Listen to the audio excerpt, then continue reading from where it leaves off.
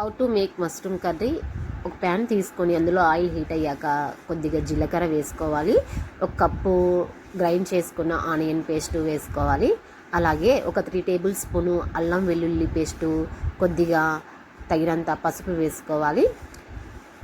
ఒక 3 table spoon coriander powder కూడా add చేసుకోవాలి.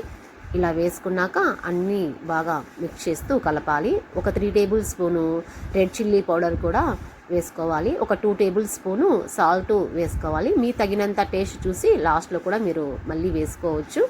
అలాగే ఒక స్మాల్ కప్పు బేసన్ కూడా యాడ్ చేసుకొని బాగా కలుపుకోవాలండి.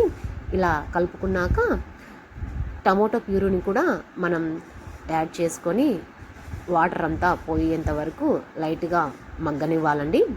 మగ్గి ఆయిల్ తేలాలండి.